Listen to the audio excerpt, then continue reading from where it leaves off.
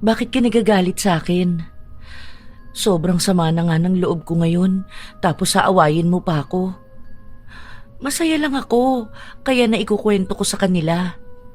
Gusto ko rin lang naman makitang maging proud sila sa akin. Mali na naman ako? Paanong hindi ako magagalit sa'yo? Hindi ka nakikinig sa akin eh. Malakas makausog ng swerte ang mga taong puno ng inggit sa katawan. Hindi mo man lang nakikita yung ngiti ng tita mo nung nagsabi ka sa kanya ng bad news? Ang kabiguan mo ang kasiyahan niya. Hindi dahil naging proud siya sa'yo. Yun ang totoo. Mas proud pa siyang bumagsak ka. Pero ikaw itong sige ng sige sa pagkwento ng mga plano mo. Kaya yan, hindi nagkakatotoo. Nakakapagod kang pagsabihan. Bahala ka na nga sa buhay mo. Ewan ko na lang kung hanggang sa kadadalin niyang makatimong dila. Ikwento mo sa kanila lahat para kapag minalas ka, pagtawanan ka nila. May mga tao na masayang ibinabahagi ang mga plano nila sa buhay. Lalo na sa mga taong alam nilang magiging masaya rin sa tagumpay na tinatamasa nila. Ngunit hindi lahat ng taong masaya sa mga kwento mo ay tunay na masaya para sa'yo. Yun din ang nagiging dahilan upang hindi matuloy ang mga magaganda sanang parating na biyaya para sa'yo. Dahil sa mga mapang-inggit na puso, nahaharang ang mga swerteng parating. Ganon ang naranasan ni Desiree, kung saan ang dapat na magaang na swerte ay napapalitan ng mabigat na kamalasan. Paano kaya niya magagawang makalaya sa mapang-inggit na mga mata upang maranasan niya ang tagumpay na kanyang tinatamasa? Ang sabi pa nga po nila sa akin, malaki ang chance ko na ako talaga ang pipiliin nila. Hinihintay lang daw yung pinaka-boss. Kasi 3 sila pero yung isa na nasa Malaysia ngayon, yun talaga yung boss ng lahat. Pumasa na ako dun sa 2, tapos ipapatawag ako para sa final interview. Wow! Magandang balita yan ah! Congrats! Ang galing mo talaga, Desiree. Isipin mo yun, wala pang 1 linggo matapos ang graduation nyo, nakahanap ka na kaagad ng trabaho? Ang talino talaga ng batang ito, ano? Kaya swerte sa'yo ang mga magulang mo eh. Samantalang yung anak ko, ayun, mag-1 taon ng tambay. Salamat po, tita. May hiring pa po dun sa company na yun. Ang alam ko, hiring sila ng supervisor. Pwede dun si Ate Carla. Ay, ewan ko ba sa bata na yun kung ano bang balak niya sa buhay niya? Alam mo ba, ilang trabaho na ang offer sa kanya. Meron pa nga yung tito niya dun sa father side niya, pwedeng maging backer niya. Kinukuha nga siya nun para maging budget officer ng BIR. Aba, tumanggi ba naman? Hala, sayang naman yun. Ang ganda kaya magtrabaho sa government, ang daming benefits. Tapos ang ganda pa ng posisyon niya ha. Sakto po yun kasi nakapasa rin siya sa civil service. Hindi po ba niya sinabi kung anong dahilan kaya tumanggi siya? Noong last naming pag-uusap, gusto niya magtrabaho sa government eh. Ewan ko nga. Basta raw may plano siyang iba. Minsan nga kausapin mo yun para naman malinawan ang isip. Matalino naman siya, pero hindi alam kung paano gagamitin. Hindi siya gumaya sa'yo. Nagsusumikap. Naunahan mo pa siya magkaroon ng trabaho. Hindi naman po yun unahan. Baka po talagang may iba siyang balak na mas maganda para sa future niya. Marami rin naman kayang gawin si Ate Carla. Saka po, kapag nakapasok na ako ng trabaho, tapos naging maayos na talaga ang sweldo ko, bahala kong patigilin na si mama sa trabaho, tapos dito na lang siya sa bahay. O kung gusto niya po, magnegosyo na lang siya. Ay oo, ganyan ang maganda talaga. Hindi pa naman ganun katanda ang mama niyo, pero mas maganda nga kung titigil na siya sa pagtatrabaho at nang makapagpahinga na rin siya. Simula kasi nang iwan kayo ng tatay niyo, hindi na yan nagpahinga sa pagtatrabaho. Yun nga po ang dahilan. Bilang ako ang panganay at nakapagtapos na, ako naman ang babawi. Si Chino, nag-aaral pa lang naman po. Hindi naman magiging mabigat kung ako naman ang bubuhay sa kanila. Nakakatuwa ka talagang bata, ano? Planado mo na talaga ang lahat. Maganda yan.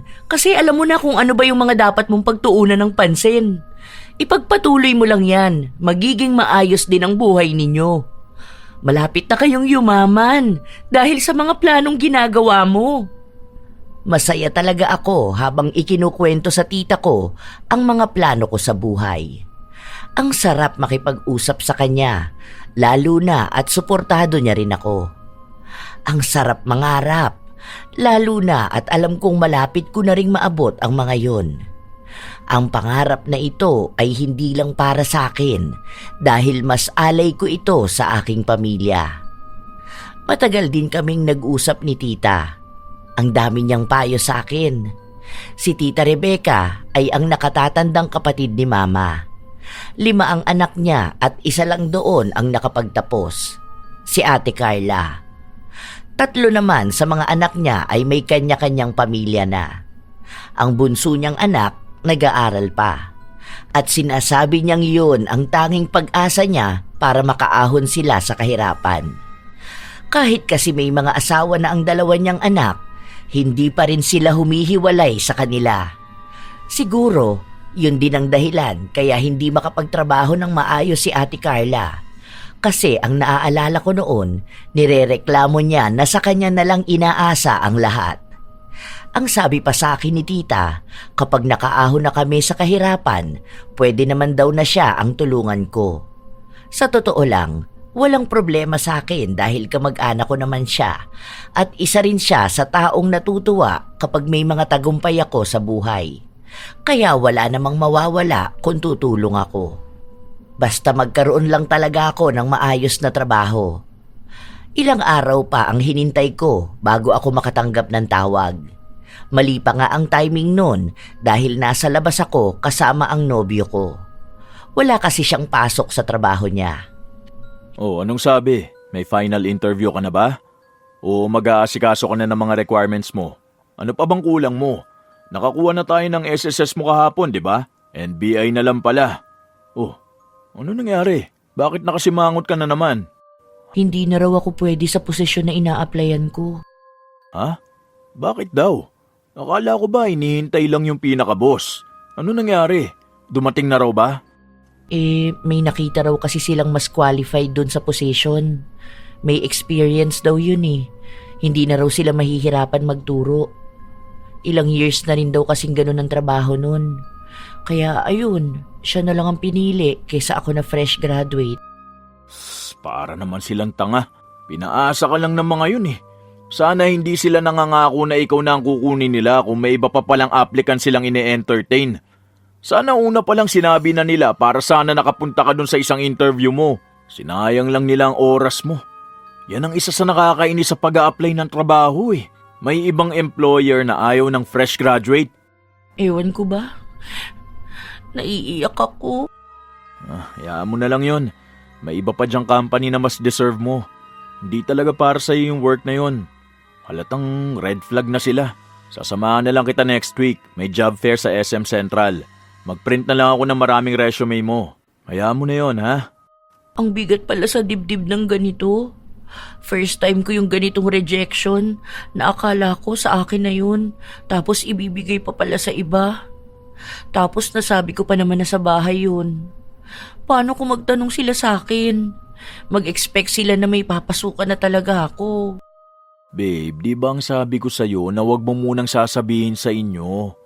Hanggat hindi ka pa nagsisimula, wag mo munang ibabalita. Para hindi makadagdag sa problema mong expectations ng mga tao sa paligid mo. Maiintindihan rin naman ni tita kung hindi ka kagad makakapagtrabaho eh.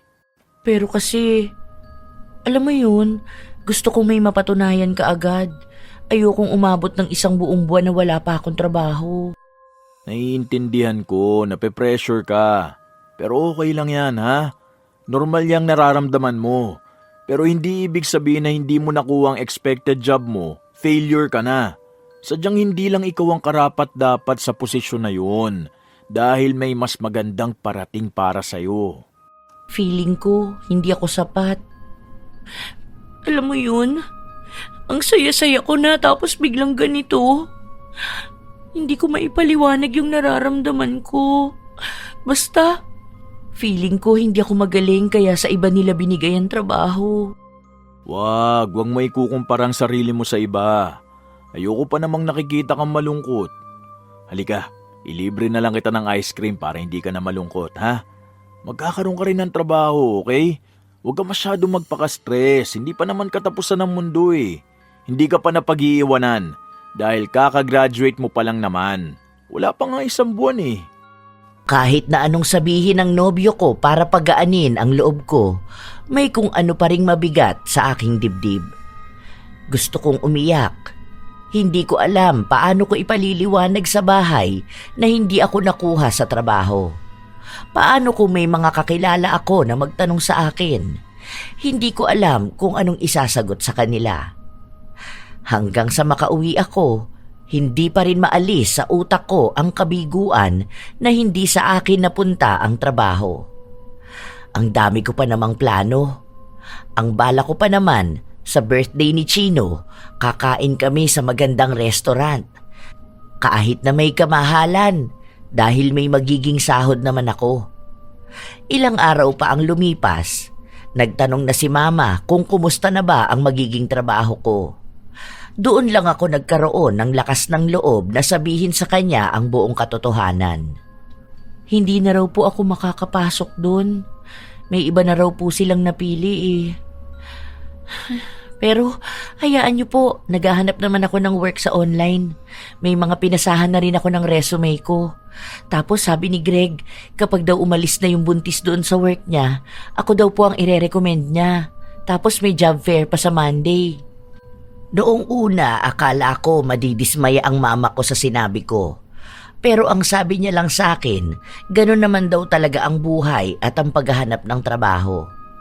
Hindi raw lahat ng inaakala kong para sa akin, yun na talaga ang para sa akin.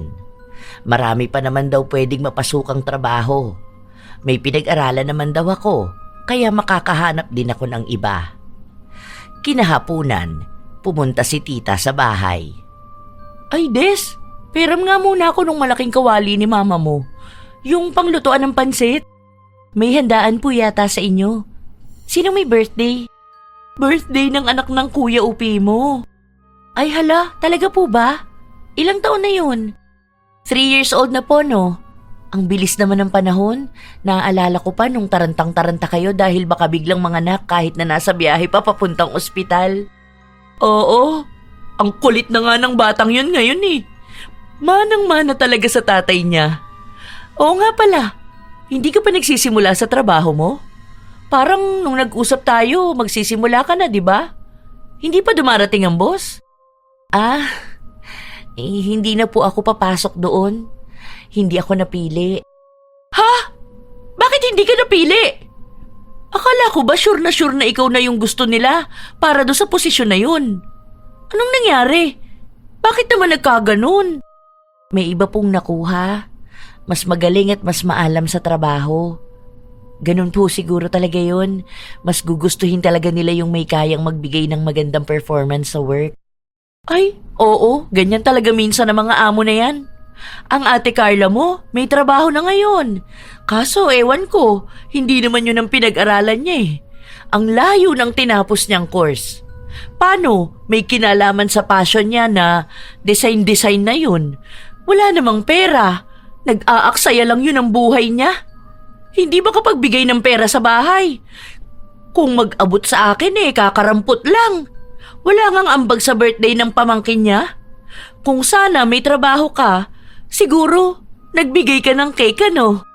Nagsisimula pa lang naman po siya, kaya wala pa siyang maibigay. Malay niyo, isang araw, bigla na lang siya magkaroon ng malaking project. Alam ko sa mga ganyang trabaho, maganda po ang kitaan. Ay, ewan ko. Basta ayoko ng ganong trabaho sa kanya. Walang kasiguraduhan. Di gaya kapag nagtrabaho ka sa gobyerno, mabibigyan niya pa kami ng magandang buhay. Ganyan sa mga plano mo para sa pamilya mo. Kung ganon sana siya mag-isip, di ba?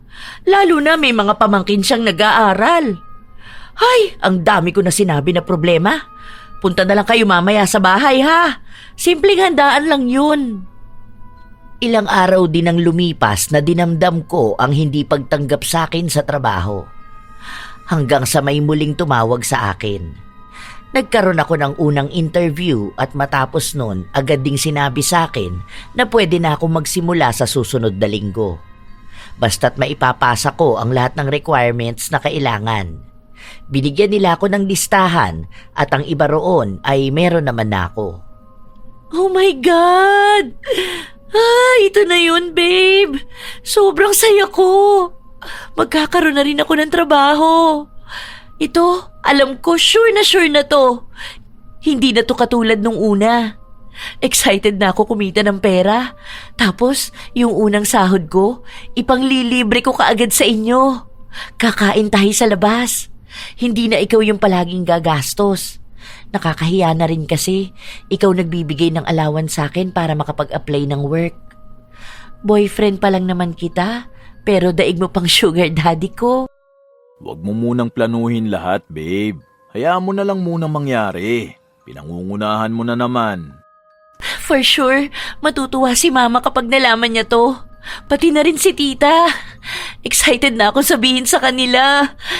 Ay, ano kayo magiging reaction nila, no? Proud na naman sa akin ang mga yun. Huwag mo na munang ipaalam. Hayaan mo na isipin nilang wala ka pang trabahong papasukan.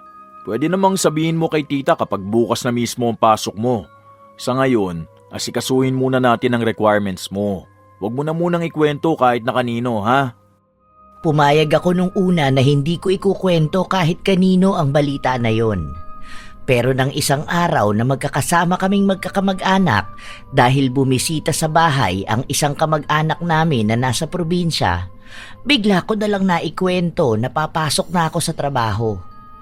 Sobrang tuwa ko na hindi ko napigilan ang sarili ko. Detalyado ko pang sinabi sa kanila ang lahat.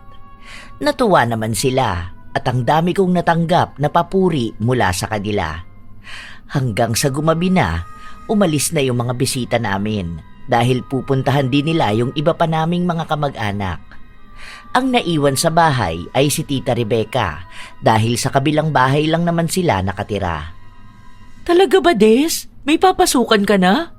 Sabi ko naman sa'yo makakakuha ka pa ulit ng trabaho.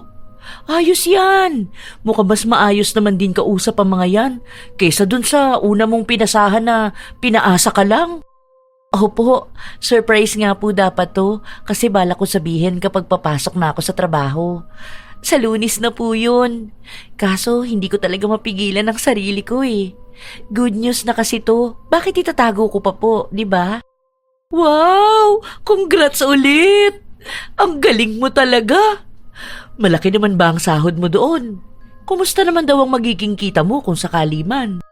Bali, ang sabi sa akin, nasa 18K monthly ang starting. Kapag naging regular na ako after 6 months, tataas na po. Ang maganda po ron, every weekend ang off namin. Walang pasok ng Sabado at Linggo. Tapos may food and transpo allowance pa. Kaya nung malaman ko yun, go na talaga ako. Malapit lang din naman yun. Isang sakayan lang naman po ng jeep. Ay wow! Ang ganda naman yung nakuha mong trabaho. Ganyan sana. Hindi ka natalo kasi kung may 18K ka na monthly, tapos may dagdag pang allowance. Ang dami mong pera niyan, panigurado ako. Kaya nga po meron pang iba bukod dyan, lalo na marketing position po yun. May mga incentives pa po. Basta may mga sinabi pa sa akin, ipapaliwanag na lang daw lahat yun kapag nag-start na ako pumasok. Basta lahat po maganda, hindi talo ang empleyado. Ang sabi pa nga sa akin, matatagal na nga raw po talaga yung mga tao doon. Hindi raw talaga umaalis. Bali yung papalitan ko, nag-resign kasi magpapakasal na yata doon sa boyfriend niyang Hapon. Sure ba naman daw na ikaw na nga yung makukuha dyan? Baka naman mamaya gano'n na naman yung sa nangyari nung una ha? Alam mo na, mahirap din minsan magpakakampante. Opo, sure na. Medical ko na nga po Kukunin na po namin bukas ni Greggy yung result. Ay, medical mo na pala. Tiyak makakapasok ka na nga niyan. Sana makapasa ka sa medical mo. Lalo na kasi 'di ba, may history ka no na may tama ang baga mo. Baka biglang lumabas sa x-ray, 'di ba? Alam mo naman kapag mga ganyan, ang aarte ng mga boss. Nakuha ko na po ang result ng x-ray ko. Normal naman po. Yung sa ihi na lang po at sa dugo ang kukunin namin bukas. Pagkatapos nun, ipapasa ko na sa company. Sabay ready na mag-work. Tapos po, ayun, tuloy-tuloy na yun. O sige, good luck na lang. Hindi na kami natapos sa bahay na pag-usapan ng magiging trabaho ko.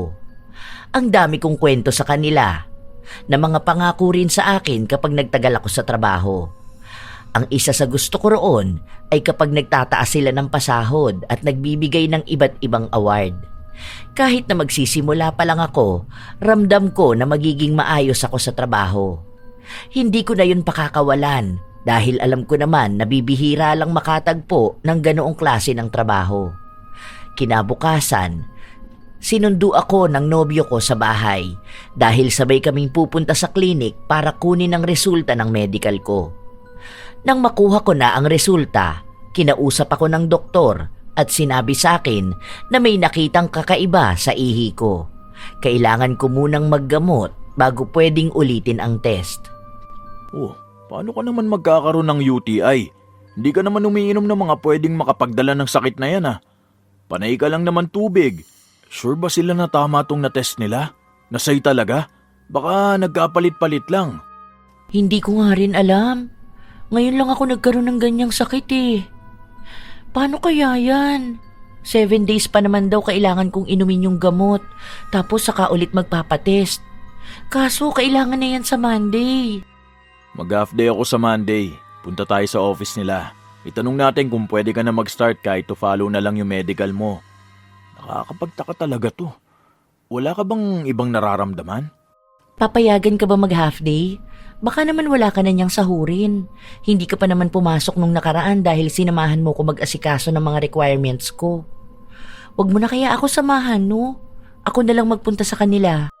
Papayag yan. Wala naman ang manager namin Ako nang bahala dun. Wala namang magiging problema sa sahod ko. Hindi makaka-apekto yung ilang araw na absent. Problemado talaga ako sa nangyari sa akin. Lalo pa at gumastos na naman ang nobyo ko para bumili ng gamot ko. Sa totoo lang, nahihiya na rin ako sa kanya dahil ang dami ko ng abala sa kanya. Kahit kasi sabihin ko sa kanya na kaya ko namang mag-asikaso ng ako lang, hindi niya ako hinahayaan. Hindi ko na muna ipinaalam sa bahay na may mali sa medical ko dahil baka mag-alala rin sa akin ang mama ko. Nang dumating na ang Lunes, nagpunta kami ni Greggy sa opisina ng papasukan kong trabaho. Pero hindi sila pumayag. Ang sabi nila, marami na sa mga dati nilang empleyado ang madalas hindi pumapasok sa trabaho dahil sa sakit na UTI. Nangako ako sa kanila na hindi ko gagawin yon dahil magagamot naman ako base sa sabi ng doktor. Pero ayaw pa rin nila. Nakiusap ako na kung pwedeng sa susunod na Lunes na lang ako papasok. Pero ang sabi nila ay baka may mapili na silang pwedeng pumalit sa akin. Bakit ba ang malas ko? Okay naman na yun, di ba? Andyan na Bakit palaging napupurnada? Ano bang mali sa akin? May isa ka pa namang interview, di ba? Yung secretary position dun sa tapat ng Watson? Yung bentahan ng aircon?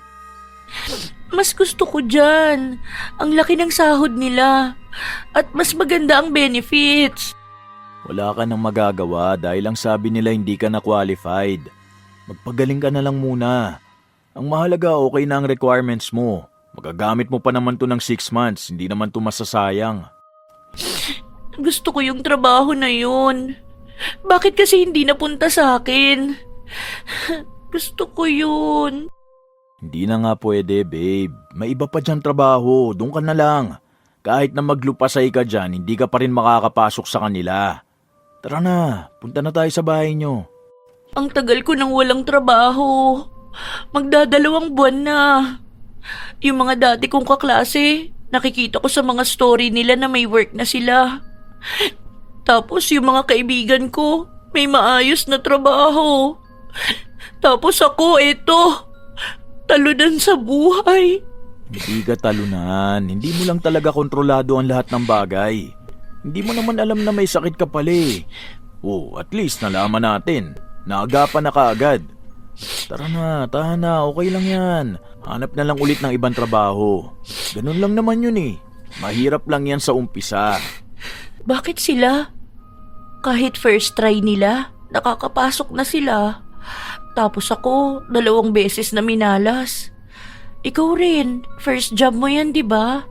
3 years ka na dyan. Bakit ako? Hindi ko magawa yun. Ay, ang malas-malas ko sa buhay. Ayoko na. Panay ka kumpara sa sarili mo. Tara na, umuwi na tayo. Magpahinga ka na lang muna. Tapos mamaya maghanap tayo ng work sa online. Kung sakali, hanap tayo na pwede ka sa work from home. Hindi ako natigil sa panay pagsasalita at panghihinayang sa pangalawang pagkakataon na hindi ako nakuha sa trabaho. Mas masakit ito kaysa noong una. Dahil di hamak naman na mas maganda ang alok dito at dapat ngayong araw na ako magsisimula sa trabaho. Pero walang nangyari. Uuwi lang din pala akong bigo. Nasa trabaho si Mama, kaya mamaya ko pa sasabihin sa kanya pag uwi niya. Wala rin si Chino dahil may pasok siya. Kaya kaming dalawa lang ni Greggy ang nasa bahay. Mukhang sawang-sawa na rin siya sa paulit-ulit kong sinasabi. Inaantok talaga ako. Ang aga kong nagising kanina eh. Baka naman pwede mo akong patulugin, no? Kasi naman, sayang yung work ko sana. Dapat ngayon tinuturuan na nila ako. Dapat may table na ako eh. Tapos gagawa na ako ng ID ko. May ipopost na sana ako sa Facebook ko. Yan kasi ang hirap sa'yo eh. Hilig mo i-share sa mga tao ang nangyayari sa buhay mo. Try mo kayang wag ipaalam sa lahat ng mga plano mo at ginagawa mo. Mas maganda yun, walang mag-evil eye. Nagpapapaniwala ka naman sa evil eye na yan. Hindi naman yan totoo, no? Totoo yun. May mga tao kasing akala mo masaya sa tagumpay mo. Pero ang totoo, hinihiling nilang bumagsak ka. Kaya nga sinasabi ko sa'yo na huwag kang magkwento kung kani-kanino, di ba? Kapag may good news, piliin mo lang ang taong pagsasabihan mo. Yung mga tao na totoo sa'yo. Yung alam mong walang inggit sa tagumpay mo. Hindi yung mga mapaggunwari. Ang mga pinagsasabihan ko naman mga kamag-anak ko at mga kaibigan ko. Wala naman sa kanilang may sikretong inggit sa akin. Kilala ko na ang mga yun. Todo support sila. Yung mga kaibigan ko nga, sila pa mismo naghahanap ng work ko. O di ba? Kilala mo naman ang mga yun? Hindi lahat ng kaibigan mo talagang masaya para sa'yo. Ewan ko kung sino sa kanila ang totoo. Sa dami mo ba namang kaibigan eh. Saka dyan sa mga kamag-anak mo. Sa totoo lang, yung mga yan pa mismo malakas ang evil eye. Kasi may mga kamag-anak na takot sa tagumpay mo. Kaya ako kahit mga tita o tito ko, di ko pinagsasabihan ng mga plano ko eh. Ako lang ang nakakaalam, tapos ikaw tsaka si Mama, yun lang. Kasi iniingatan ko na baka pag nausog nila, hindi pa matuloy. Saan mo naman natutunan yung mga ganyan? Wala ka lang talagang ibang mapagsabihan. Paano? Mga kamag-anak mo, kaaway mo. Tapos wala ka rin kaibigan kasi ayaw mo sa tao. Yun na nga ang dahilan, kaya nga sila nagagalit sa akin eh. Dahil ayaw kong sabihin sa kanila next move ko. Bigla na lang nilang nakikita ang success. Alam mo babe, ang mga taong may inggit sa'yo, allergic yan sa success mo. Malalaman mong totoong masaya sila para sa'yo kapag nakita nilang nagtatagumpay ka kahit na hindi mo sinasabi sa kanilang ginagawa mo. Pero kapag ang mga yun chinismis ka, alam mo na, yun ang malas sa buhay mo. Habang nagpapaliwanag ang nobyo ko sa mga kakaiba niyang paniniwala sa buhay, biglang may kumatok sa pinto. Nang buksan ko yun, si Tita Rebecca yun. Oh, akala ko nasa trabaho ka. Akala ko naman umuwi na si Mama mo. Ang aga pa kako. Andyan pala ang boyfriend mo. Hindi po ako natuloy kasi may mali sa medical ko. Ay hala, ganun ba? Kumusta ka naman pala ngayon? Malungkot po, pero wala namang magagawa. Magpapagaling na lang po muna ako. Ano po palang kailangan nyo? Manghihiram sana ako sa mama mo ng 1 kilong bigas. Kasi wala na kaming maisaing ngayon. Paano? Ang ate Carla mo, delay daw yung bayad ng kliyente niya. Naiinis na nga ako kasi palagi na lang ganun. Yun ang sinasabi ko sa kanya. Kung sana nagtatrabaho siya ng maayos, di sana may hihintayin siya kada kinsenas at katapusan. Ang kaso, ayaw namang bitawan ng lintik na passion niya.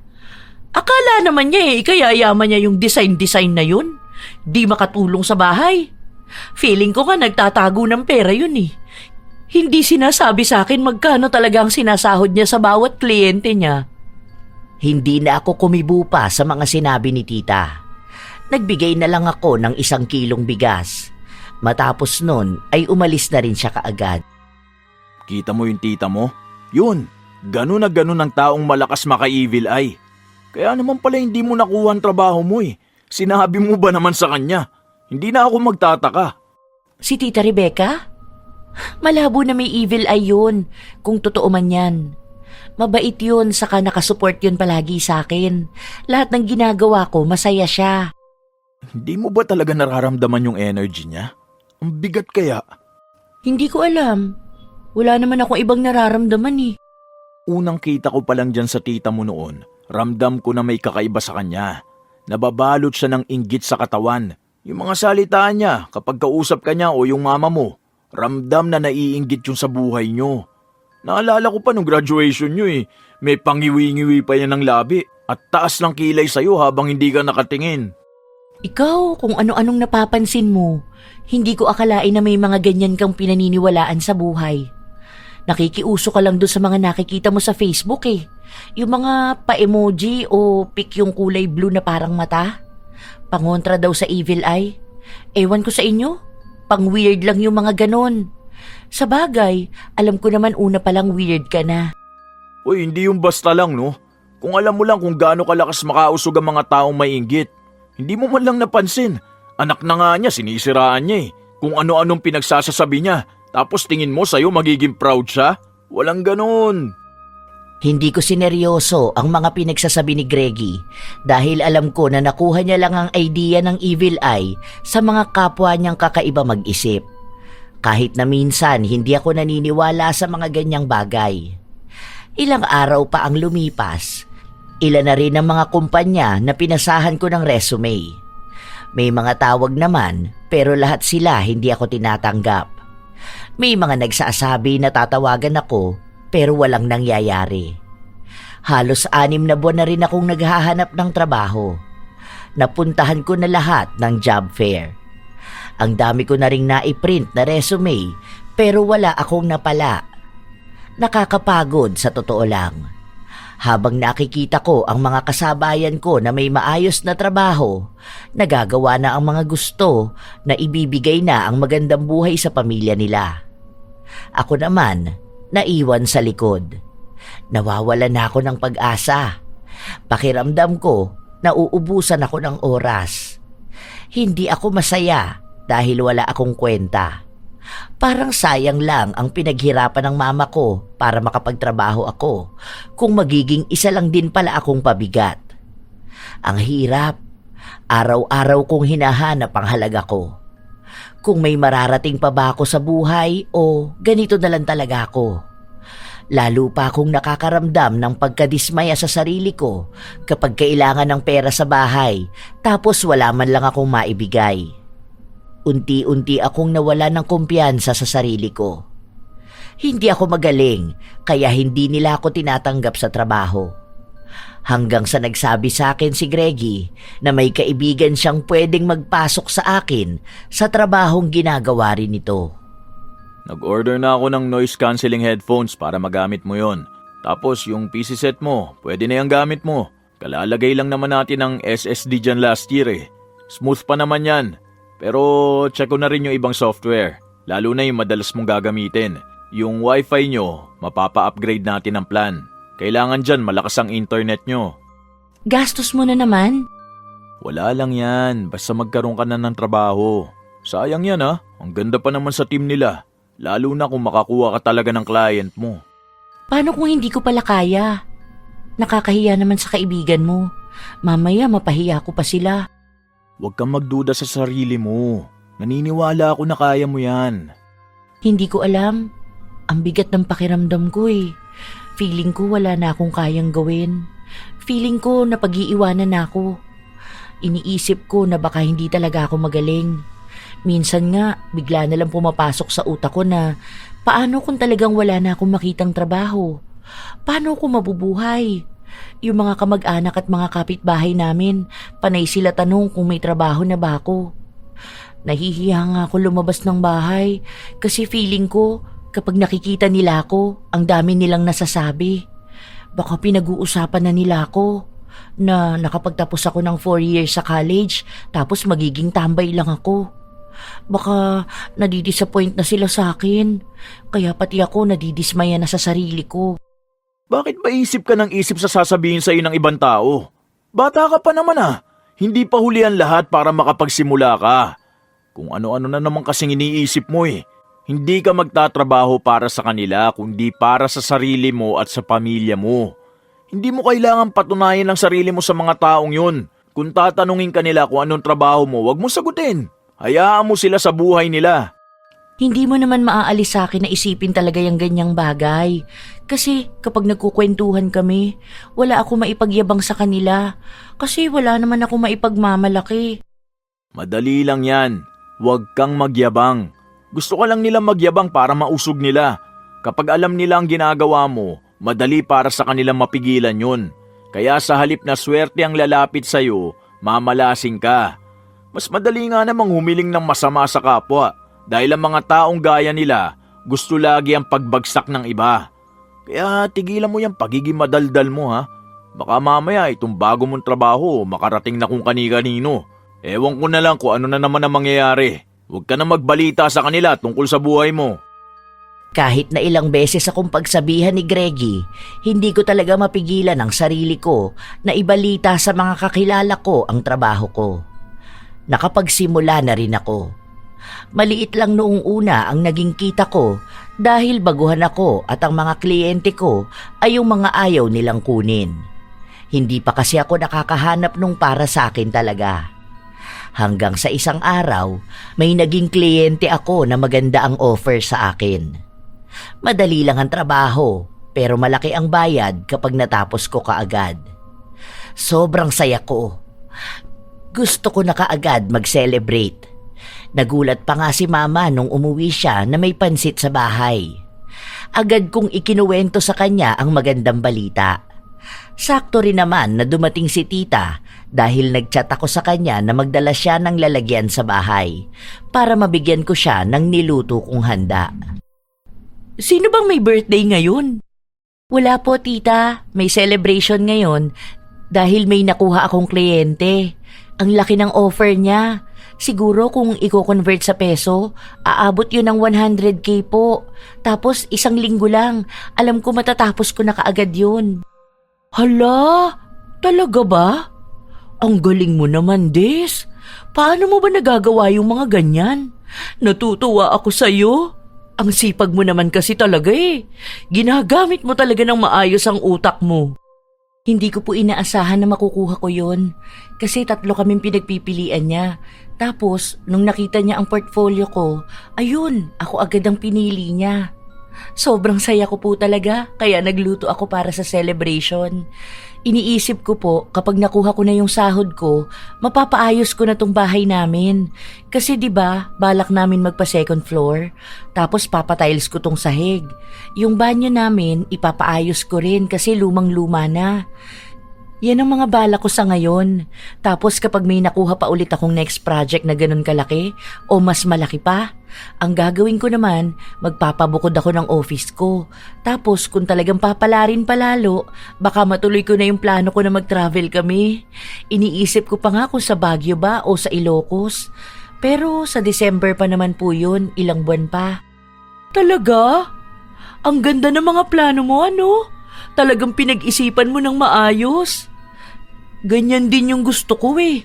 Ilang beses ko na yung sinabi sa ate Carla mo na sana igala naman niya kaming pamilya niya. Kaso ayaw niya naman, ipit na ipit sa pera niya. Tapos kahit pampaayos ng bahay, wala. Mauunahan niyo pang maayos ang bahay niyo. Tapos makakapag-travel pa kayo. Di ba ang galing? Asensado na talaga. Magiging donya na ang mama niyo. Saka po yung plano ko na mag-business na rin po. Napag-usapan na namin yun ni Mama. May mga nakausap na po ako sa franchise. Malaking tulong yun sa amin kasi malaki ang sasahurin ko sa trabaho ko. Tapos may negosyo pa kami. Tapos isa pa po sa plano ko, mag-invest po. Ang sabi nila maganda raw kapag sa lupa mag-invest. Inuunti-unti ko pa po. Bala kong bumili rin ng 100 square meters na lupa. 'Di ba? Kahit wala pang bahay doon, basta may lupa na, tataas ang presyo nun. Walang lugi. Isa pa sa gold investment. Maganda yun. Nakikita ko na tumataas yearly ang halaga ng ginto. Long-term investment naman po yun. Saka kung sakali, for emergency na rin. Ang dami kong plano. Lahat yan, magkakatotoo. Ang dami nga. Iba ka talaga mag-isip. Pero sure ka ba na makukuha mo talaga lahat yan? Mahal ang presyo ng lupa Saka yung mga gold na yan, may mga nagbebenta ng peki na ganyan. Kaya dapat mag-iingat ka. Gamitin palagi ang utak. Pero alam ko naman na matalino ka. Kaya alam mo na yung ginagawa mo. Salamat tita. Talagang pinupush ko ang sarili ko para talagang makuha ko lahat ng yan. Nararamdaman ko na sa sarili ko, mangyayari din yan lahat. Malapit na. Lalo na ngayong nagsisimula na talaga ang magandang karir ko. Sana, ganyan din ang ate Carla mo. Kaso alam mo ba na makikipag-live-in na yun sa boyfriend niya? Lilipat na yun sa bahay ng lalaki. Wala na, tinakasan na ang responsibilidad sa amin. Gusto na mag-asawa. Kaya sayang ang tinapos na pag-aaral nun. Hindi man lang kami naiahon sa kahirapan. Kaya itong bunso ko, lagi kong kinakausap na siya na lang talaga ang pag-asa namin. Buti pa ang mama mo, wala nang poproblemahin kasi sagot mo na lahat. Mabibigay mo maging pangarap niyang negosyo. Tapos makakaahon na talaga kayo sa kahirapan. 37 years old naman na po kasi si Ate Carla, tita. Malamang gusto na nun mag-asawa. Paano ba naman mga kapatid niya, 3 na anak? Tapos siya wala pa kahit isa? Hayaan niyo na po siya. Ang mahalaga, kaya naman siyang panagutan ng boyfriend niya. Ay, ewan ko ba sa kanya? Hindi naman din ganun sa boyfriend mo ang boyfriend niya Mababa lang ang posisyon sa kumpanya, tapos ang baba ng sahod. Nangungupahan lang ng bahay. Ay naku, ewan ko na lang kung anong buhay ang haharapin nun. Hindi katulad mo. Yung boyfriend mo kakapromote lang, tapos tumaas palalo ang sahod. May kaya rin sa buhay ang pamilya nun. Hindi sumusuporta sa pamilya. Sa pansarili niya lang at pagtulong sa'yo. May sariling bahay, may sasakyan pa. Ang swerte mo talaga, Des. Parang lahat na ng swerte napunta na sa'yo. Pero mahirap din ang ganyan Kasi baka sa sobrang swerte mo, bigla na lang bawiin lahat sa'yo. Tinawanan ko na lang ang sinabi ni tita. Matapos ng pag-uusap namin ay umuwi na rin siya kaagad.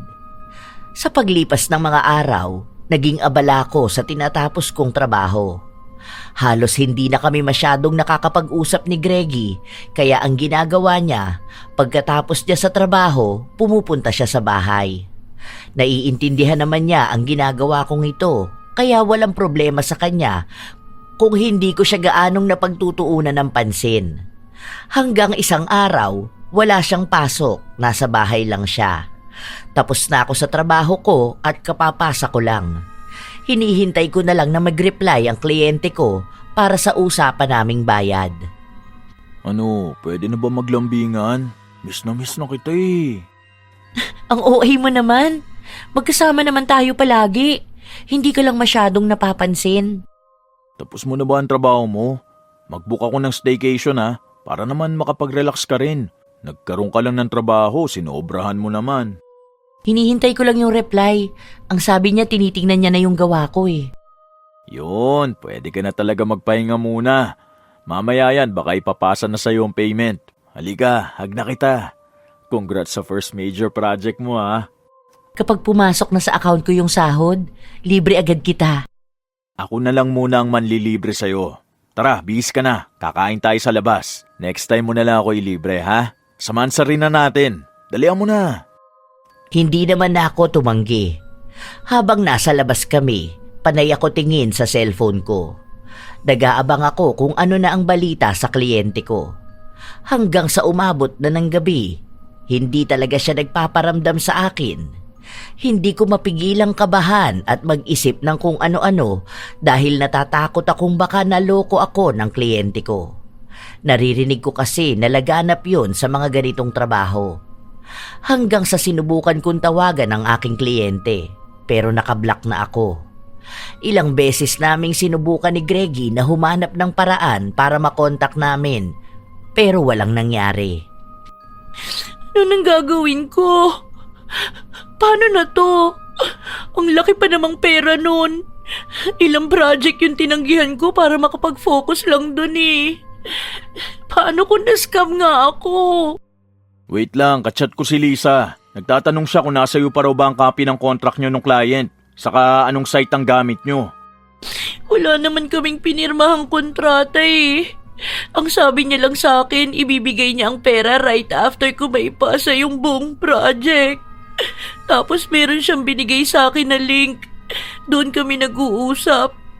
Doon niya rin monitor ang ginagawa ko. Ano ba naman, babe? Di ba ang sabi ko sa'yo huwag kang basta magtitiwala sa mga ganong client?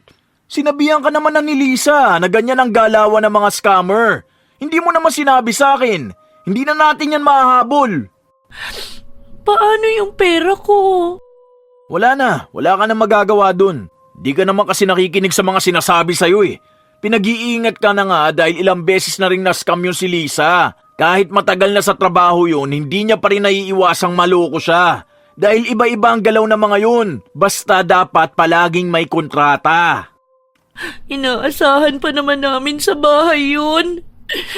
Nakaplano na yung gagawin kapag nakuha ko ang sahod ko. Anong gagawin ko? Nakakahiya naman. Ang palpa ko talaga sa buhay. Ang bobo ko. Huwag mo nasisihin ang sarili mo. Wala naman niya maitutulong eh. Sa susunod, mag-ingat ka na lang sa mga makakadil mo. Hindi yung basta ka nagtitiwala dahil lang sa malaking offer. Hindi ko magawang maihakbangan pa ako para makapaglakad ako pa uwi. Namumugto na rin ang mga mata ko sa kaiiyak. Ang daming pumapasok sa utak ko. Lahat yun, puro pa problema. Naghihintay pa naman si Mama dahil nakausap na niya yung gagawa ng bahay. Nakapagtanong na rin siya kung magkano ang magagastos. Planado na ang lahat. Bakit naman biglang ganito? Sobrang bigat ng dibdib ko. Kahit ata sa paghinga nahihirapan ako. Nanghihina ako sa mga kamalasang nangyayari sa akin. Bakit sa tuwing may magandang balita, palagi na lang napapalitan ng kamalasan? Ano bang mali sa mga ginagawa ko? Pinaparusahan ba ako ng mundo? Nawawalan na talaga ako ng pag-asa na may magbabago pa sa buhay ko. Bago kami makarating sa bahay, nasa lubong pa namin si Tita Rebecca. Oh, bakit namamagayang mata mo, Des? Nag-aaway ba kayong dalawa? Nascam po kasi ako, Tita. Yung sinasabi ko po sa inyong trabaho, hindi ako binayaran ng client ko. Hindi ko na siya makontak. Ay, hala? Ganun ba? Sayang naman pala yun. Ang ganda pa naman sana ng plano niyo na magpalagay ng second floor at magpaayos ng CR. Uy, paano na ngayon yan? Hindi na matutuloy? Kukunin pa naman sana ng mama mo ang Kuya Odoy mo para sa trabaho na yun. Inaasahan niya rin yun eh. Baka po hindi muna sa ngayon. Pero itutuloy ko pa rin po yun kapag nakahanap ako ng iba pang client. Sayang talaga. Pera na naging bato pa. Hindi kumikibo si Greggy. Nakatingin lang siya sa tita ko. Nang makapasok kami sa bahay, tahimik lang talaga ang nobyo ko.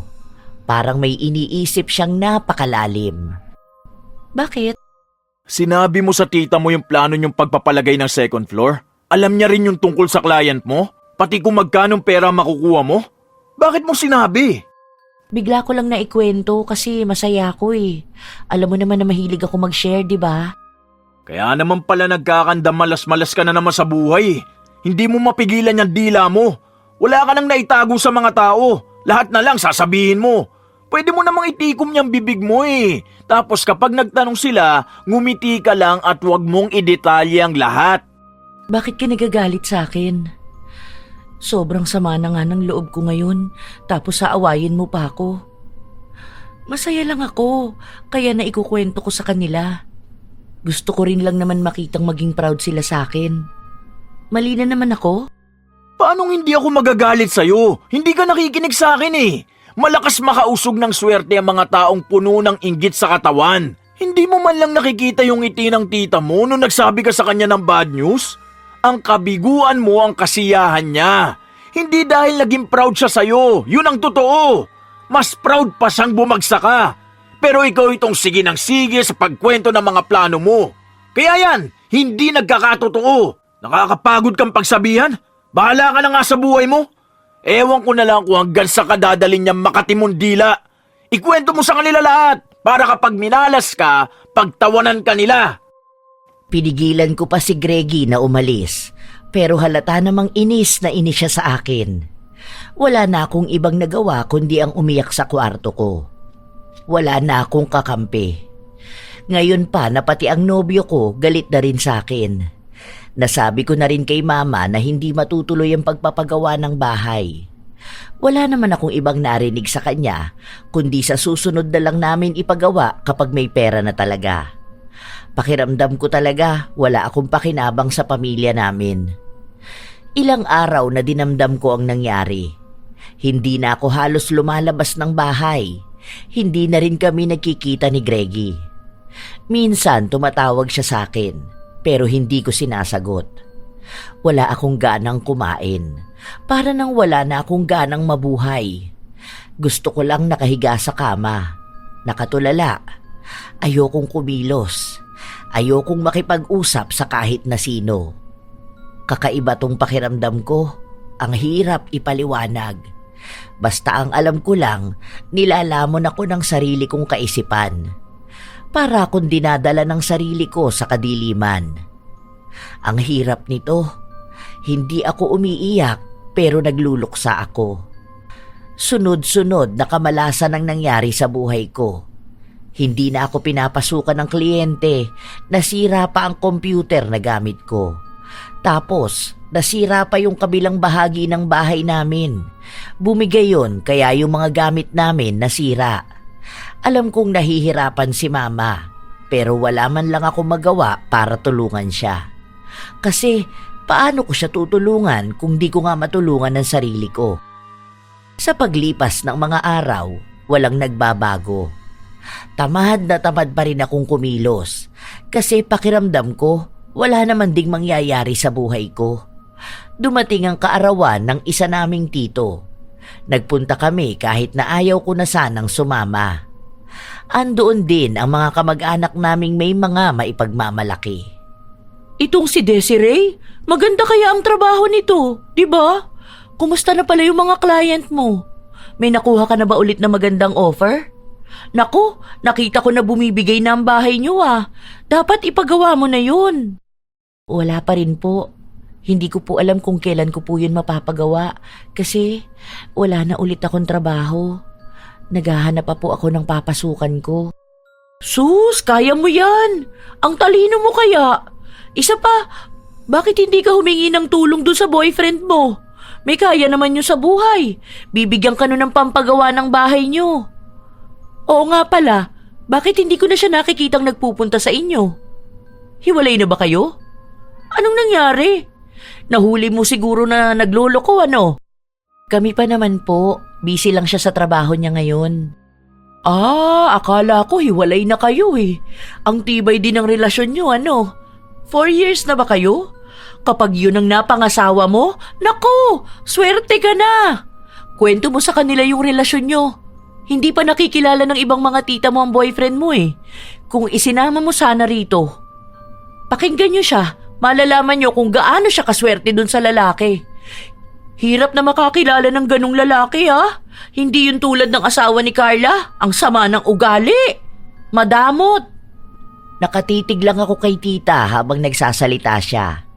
Naaalala ko ang sinabi sa akin ni Greggy. Kaya tinawanan ko lang ang sinasabi ni tita na magkwento ako. Ang ginawa ko, nagtanong ako ng ibang tungkol sa mga kamag-anak namin. May mga pinsan kasi kaming matagumpay na talaga sa buhay. Pero yung mga pinsan ko na yon, hindi ko nakakausap. Masyadong pribado ang buhay nila. Kahit sa social media, wala silang mga pinapakitang kung ano-ano kahit na meron naman talaga silang ipagyayabang. Basta ang alam lang namin, mayaman na sila at nasa maayos na kalagayan. Tita, si Precious yan di ba? Nasa Pilipinas na pala ulit siya. Balita ko galing siyang UK kasi doon nakatira yung boyfriend niya. May bago yung open na branch malapit sa atin. Galing kami ni Greggy doon nung nakaraan. Nakakatuwa naman siya. Naaalala ko dati, nakikibanyo pa sila sa amin kasi yung bahay nila walang CR. Ngayon, may mansyon na sila. Sus! Ang sama naman ng ugali niyan. Nakatikim lang ng pera, lumabas ang tunay na ugali. Hindi nakikipag-usap kung kani-kanino. Kanina kinakausap ko, nakikibalita ako sa buhay niya. Ang sagot niya lang sa akin, maayos naman at masaya. Hindi man lang magkwento. Sa kapatid niya pa nalaman ko na ikakasal na pala siya. Sobrang masikreto, akala palaging hihingian. Ayoko na mga ganyang tao. Huwag kang gagaya sa kanila kapag nagtagumpay ka na ha. Kahit naman punong bata yan, masikreto na talaga yan. Bigla mo na lang yan makikita na nagtagumpay. Walang paramdam, walang kwento. Basta may resulta na kaagad. Ni hindi po yata yan humihingi ng advice sa iba eh. Yun na nga ang pangit sa ugali niya. Ang yabang kapag ganon, di ba? Hay, ewan ko ba? Basta alam ko, hindi magtatagal yung tagumpay niyan. Masyadong mataas ang lipad. Tingnan mo yan, kapag yan lumagapak, talagang magdiriwang ako. Pati nga mag-imbita sa bahay niyan, ayaw niya eh. Ang rason ba naman, hindi nagpapapasok ng toxic na tao dahil baka malasin siya? O di ba, kung hindi ba naman masama ang ugali? Samantalang nung mga bata sila, mahirap naman sila. Yumaman lang eh, hindi na maabot.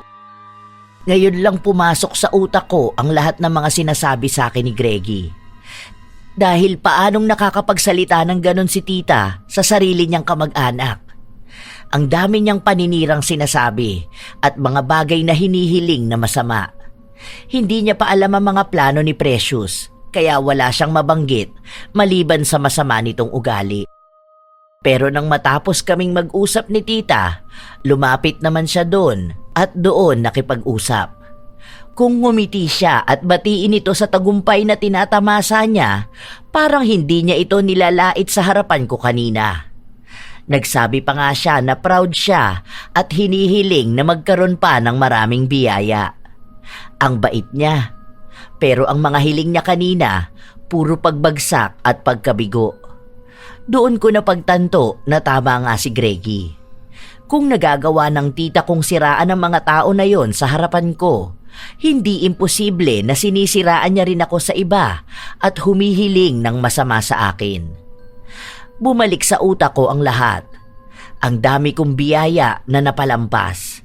Dahil lang inunahan ko na agad ipagyabang yun sa taong hindi masaya para sa akin.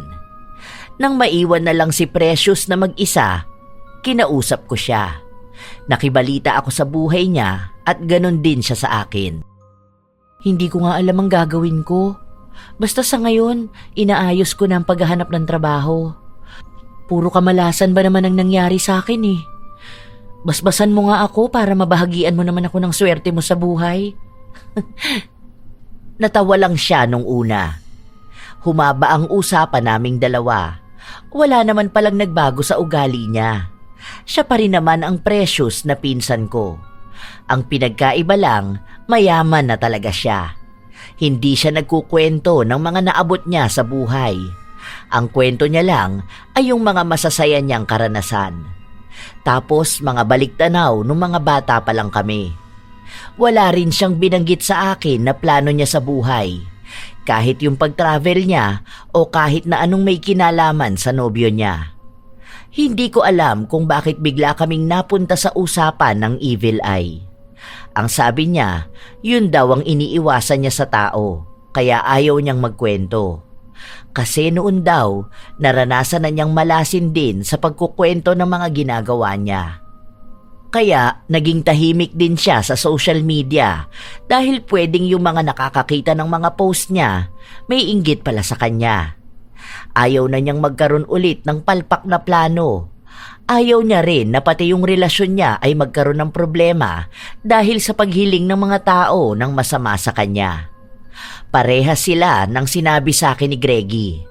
At ngayon, doon ko lang talaga naintindihan na tunay nga na mas magandang tahimik ang buhay. Walang nakakaalam ng mga susunod kong hakbang dahil baka mabati ng mga mapang-inggit na mata. May itinuro siya sa akin na pwedeng pantanggal ng malas. Cleansing gamit ang itlog. Medyo hindi pa ako naniniwala nung una dahil akala ko pinaglalaruan niya lang ako. Pero wala namang mawawala kung susubukan ko. Ginawa ko nga yun sa araw na sinabi niya sa akin. Ang gaan sa pakiramdam. Hindi na ako tulad noong una na parang bit-bit ko ang bigat ng mundo. Nakakapag-isip na rin ako ng maayos at unti-unting sinubukan na ayusin ulit ang buhay ko. Tawagan mo ako kapag tapos ka na. Baka hindi mo makita kung saan ako nakapark eh. Good luck sa interview mo, babe. Kaya mo yan. Sana nga. Sana nga. Kinakabahan ako dahil baka hindi ako makuha sa trabaho na to. Habang naglalakad ako, paulit-ulit pa sa utak ko ang isasagot ko sa interview. Kung paano ako hindi mapapahiya sa kanila kahit pa halos 1 taon akong walang trabaho. Ang dami ko pang kakumpetensya na alam kong mas magaling sa akin. Hanggang sa nakatanggap ako ng magandang balita. 2 trabaho ang nag-aalok sa akin ng magandang sweldo. Pareho silang may magiging magandang benepisyo sa akin. Hindi ko naman akalain na makakapasa pala ako sa 2 yun. Hindi ko alam kung ano bang gusto ko. Ay, ang hirap maghanap ng trabaho, tapos ang hirap din palang piliin kung anong kukunin ko. Isa-isahin mo kung ano ba sa tingin mo ang mas angat. Sa schedule, sa oras ng trabaho, yung type of work. Sa benefits kung ano ba ang mas maganda kapag nagtagal ka ron. Sige, may isang gusto ko na talagang piliin eh. Maganda rin yung schedule ko, yung malapit sa work mo. Oh, yun pala eh. Pwede yun. Para sabay na tayo kapag uuwi. Excited na akong pumasok sa trabaho. Ay, nakakatuwa naman. Oh, yan na namang excitement mo ha. Yang dila mo, pigilan mo na magkwento kung kani-kanino ha. Kapag pa naman yan nangati, hindi mo na alam ang pinagsasasabi mo. Ewan ko na lang kung hindi ka pa matuto sa mga kamalasang nangyari sa'yo. Opo, hindi na magdadaldal. Mahirap talaga para sa akin na magpigil ng kwento. Kilala ako bilang madaldal na babae, kaya kung hindi ako magsasalita, alam kong maninibago ang mga kamag-anak at mga kakilala ko. Pero kaya ko naman palang kontrolin ang dila ko. Ang nakakaalam lang na papasok na ako sa trabaho ay si Mama at si Greggy. Kilala ko si Mama. Hindi yun pala kwento sa kung kani-kanino kahit sa kapatid niya. Kaya hindi nakaabot kay Tita Rebecca na may trabaho na ako. Nalaman niya lang ito nung halos 2 buwan na akong pumapasok sa trabaho. May trabaho ka na pala, Des? Bakit di mo sinasabi? Hindi ko lang po nabanggit kasi naging busy ako. Ang dami ko po kasing inaayos. Kumusta naman ang trabaho mo? Anong balita? Maganda naman ba? Malaki na ba ang sahod mo at may pagpapatuloy ng pag-aayos ng bahay nyo? Sakto lang po. Okay naman. Okay naman? Opo, okay naman ang trabaho ko. Masaya rin po ako. Hindi ka magkukwento ng mga plano mo sa buhay? Parang pansin ko na hindi ka na masyadong palasalita ngayon ah. Wala naman din po kasi akong ikukwento sa ngayon. Sa mga plano ko po, ewan ko rin. Bahala na kung sakali man na magawa ko yun o maisakatuparan. Saka na lang po siguro malalaman kapag nakikita na mismo. Ayokong pangunahan eh. Basta, yun na po yun. Pansin ko na naiinis si tita. Magkasalubong kasi ang kilay niya at tumulis pa ang nguso niya. Dati kasi kapag nag-uusap kami, maski sahod ko sinasabi ko sa kanya kung magkano. Pati kung magkano ang binibigay ko kay Mama o kung may naiipon ba ako. Pero ngayon, tahimik na ako. Wala siyang narinig na kahit na ano. Dahil sa pananahimik ko, naging mas magaan ang daloy ng swerte sa akin. Yung mga plano ko sa utak ko, unti-unti siyang nasusunod. Naipaayos namin ang gilid ng bahay namin na gumuho. Pati yung banyo namin, naging maayos na rin. Simula pa lang yon dahil paunti-unti kong ginagawa. Bilang isang atat na magkwento kung kani-kanino, ang hirap talagang magpigil. Pero ang sabi ni Greggy, masasanay na rin akong maglihim sa mga tao ng plano ko sa buhay. Hanggang lumipas ang mga taon. Nabawasan ang mga kaibigan ko dahil hindi na ako madalas nagpaparamdam sa kanila. Wala rin silang naririnig na kwento ko tungkol sa mga ginagawa ko. Hindi katulad noon na pati desisyon ko sa kanila ko hinihingi. At mukhang pati si Tita Rebecca naiinis na rin sa akin. Habang inaayos kasi ang bahay namin, nagpunta siya para kausapin ako. Ang aliwalas na ng bahay niyo ah. Asensado na talaga sa buhay. Ano na bang pinagkakaabalahan mo ngayon? Siguro nakapag-loan ka no? O kaya may client ka na nagbigay ng magandang offer sa'yo? Medyo ganun po. Bakit parang naglilihim ka naman na sa akin? Dati naman masaya ka nagkukwento sa akin ah. Ngayon parang ayaw mo na akong kausapin. Ganyan ba talaga ang mga tao kapag umaasenso na? Kinakalimutan na kami dahil lang sa nasa laylayan pa rin kami? Aba, ingat ka. Baka biglang bawiin sa'yo yung mga pinagmamalaki mo. Wala naman po akong pinagmamalaki, tita. Hindi po ako nagyayabang sa inyo. Abala lang po talaga ako gawin yung mga plano ko sa buhay. Siguro naman po, hindi nyo na kailangan pang malaman ng lahat ng gagawin ko po, no? Kasi po, buhay ko naman to. Sus! Kagaya ka lang din naman pala ng mga pinsan mong hindi na namamansin matapos makatikim ng kaunting ginhawa sa buhay. Pati ba naman yung mga yan ililihim mo pa? Para namang aagawin ko sa'yo yung mga plano mo sa buhay. Umiiwas lang po ako sa evil eye, tita. Alam niyo po yun? The more na maraming nakakaalam ng mga plano ko, the more na nauudlot yun. Kaya po ayoko munang magsabi sa iba para iwas expectations din. Hahayaan ko na lang po na makita nyo ang resulta. Habang sa akin na lang kung paano ang naging proseso ko sa tagumpay. Pare-pareho lang yun. Ayaw nyo lang magbahagi kasi ayaw nyo rin na may magtagumpay na iba. Lumalabas talaga ang tunay na ugali ng isang tao sa mga ganyang bagay eh. Ewan ko na lang kung hanggang saan kayo dadalhin ng mga kayabangan yung yan. Ang mga taong mapagmalaki pa naman, yun ang mga hindi pinagpapala ng lubos. Huwag ka sanang bumagsak sa lupa nang hindi ka ulit maghirap. Ramdam ko na mabigat ang enerhiya ni tita. Ang dami niyang galit at inggit sa mga taong nagtatagumpay. Hindi ko lang naman sinabi sa kanya ang ginagawa ko, pero hinayaan ko na lang siya dahil ayoko ring magpapasok ng negatibo sa buhay ko. Naranasan ko ng malasin at maging ang utak ko nilalamon ng madilim na pag-iisip. Grabe ang naging depression ko nung mga panahon na yun. Akala ko wala na akong pag-asa. Akala ko sobrang malas ko sa buhay. Yun pala, may humaharang lang sa daan ng biyaya sa akin dahil sa mga taong humihiling ng masama sa akin dahil lang sa nalalaman nilang unti-unti akong nagtatagumpay sa buhay. Mabuti na lang napigilan ko ang sarili kong magbahagi ng mga plano ko. Kaya hindi yun nauusog ng mga taong hindi masaya sa pag-angat ng iba. Ilang taon ang lumipas. Naging magaan na ang buhay namin. Natupad ko na rin na mabigyan ng negosyo si mama. May mga bago akong plano sa buhay at ang nakakaalam lang nun ay si Greggy at si mama. Silang dalawa lang ang pinagkakatiwalaan ko na taong hindi nakikita ang tagumpay ko bilang panganib sa tagumpay din na meron sila. Wow, ang galing talaga. I'm so proud of you, babe. Sa sobrang dedicated mo sa trabaho, nakakuha ka pa ng award.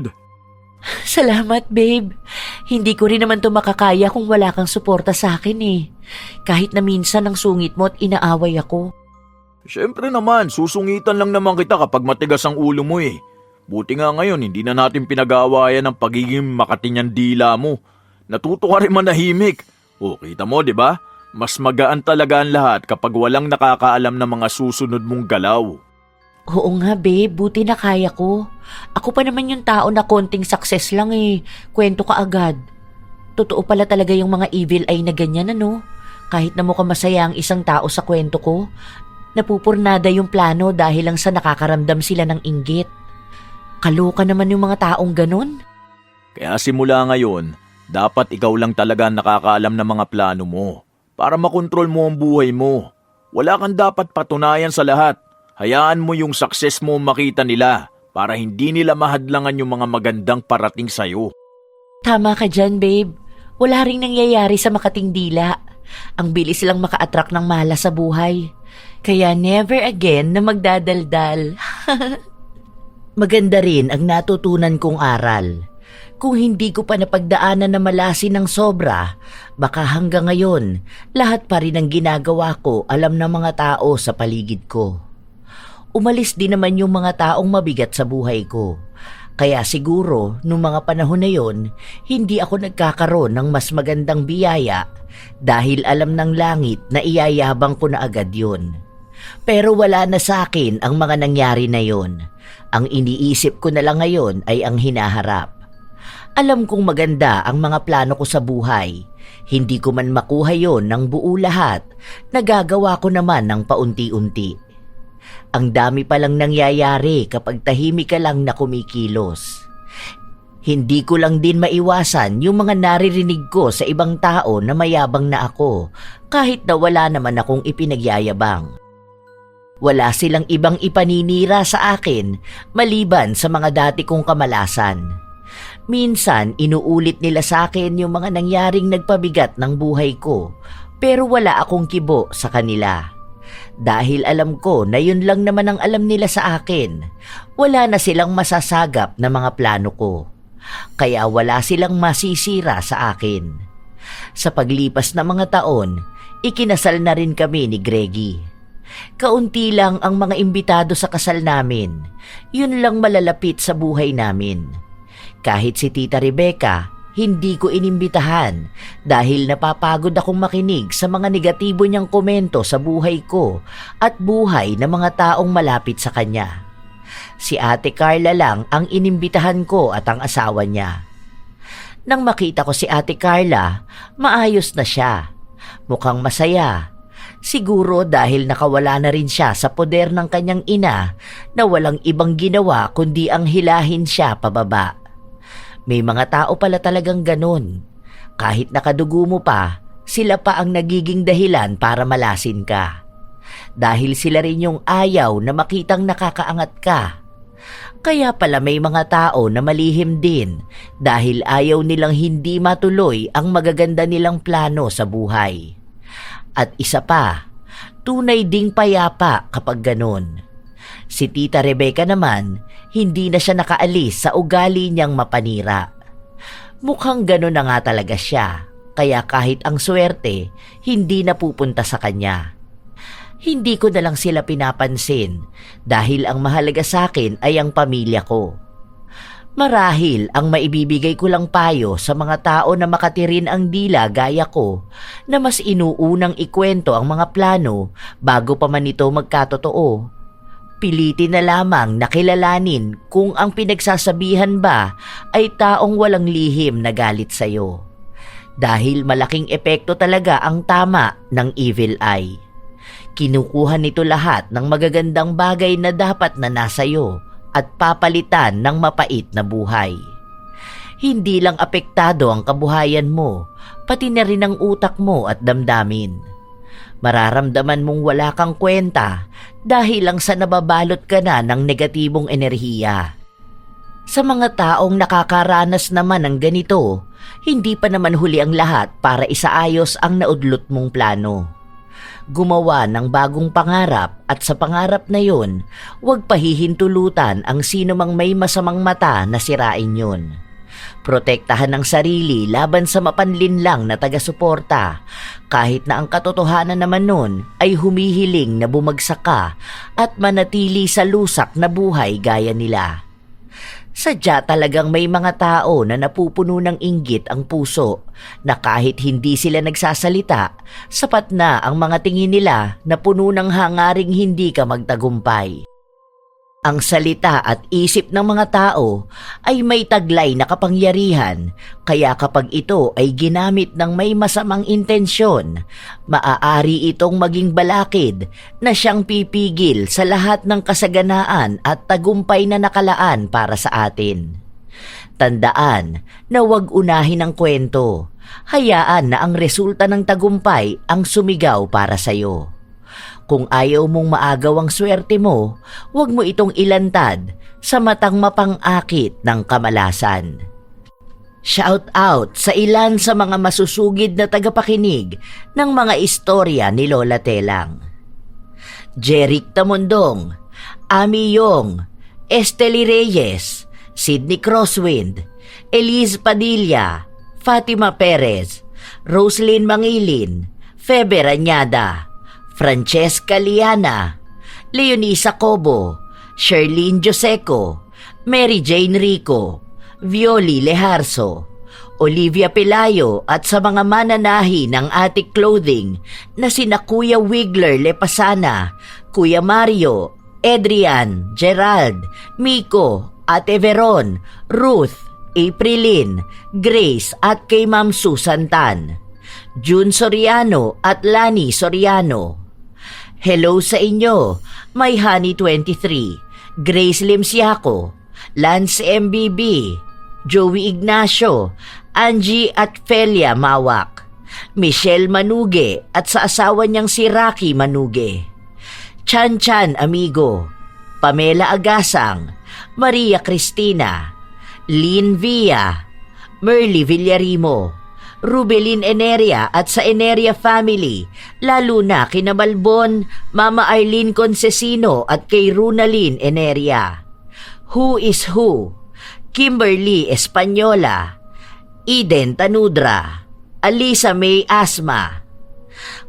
Kumusta kayo, Raquel Hasegawa and to her husband Mitsuru, Desiree Ann Padilla, Celestina Sigua, Girly Satur at sa lahat ng taga-Siling Department ng Cosmo Malvar, Batangas, Liza Agodo at Jill Saceda, Jordan Mea, Jude Estronilo, Josenita Celerida, JC Estronilo, Arcus Estronilo, Ellery Pobe, Teresita Otom Estronilo at Queenie Estronilo, Carmi Kayabyab, Rachel Whitney, Jeng Aspar, Annalisa Puwaso, Leonora Concesino, Iron Mom, Ami Pacana, Caroline So. Salamat sa inyo, Celia Tolentino, Jackie Jose, Gina Gibo, Joy, Maxine, Karil Tribiana, Rose Maribasa, Hasmin Ali, Rubelin Eneria, Maribeth Peldonan, Dolores Abogado, Jade Pineda, Gail Alfajardo, Zedric Banyaga, Jackie Havines.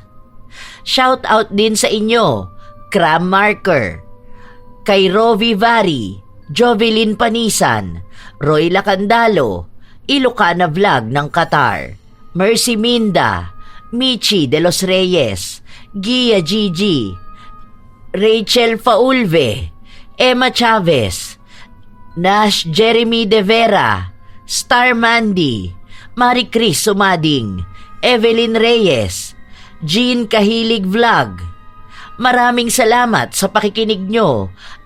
Lilani Barcenilia, Roxy Ibanez, Gerlin Paisahe, Lucky Nanay, Pamela Allen, Gloria Taer, Diane Elizabeth De Castro, Grace Limsiaco, Baby Co Montez, Mark Balingit, Jacqueline Regondola, Beth Mercado, Mary Ann Pesino, Mac Belcher, Angelica Hortizuela.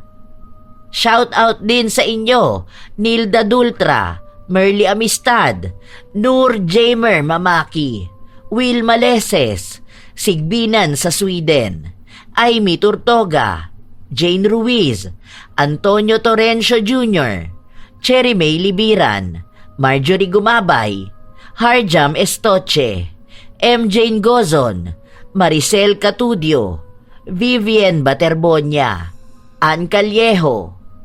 Shout out din sa inyo, Ve Pantonyal, Bibi Olihom, Hazel Orio, Regina Len Girali, Alfreda Alano, Juanito Gotenco, Lydia Lopez, Malu Rendorio, Bessie Tagapan, Robert Crimen, Annaliza Malatbalat, Larcy Siriban, Jonalyn Lora, Medigma, Rochelle 2621, Filipina Palsario, Roda May Panaligan, Vanyesa Samson, Norfa Dagundol at Alma Cardenyo. Ito ang inyong Lola Telang at maraming salamat sa lagi niyong pakikinig mga apo.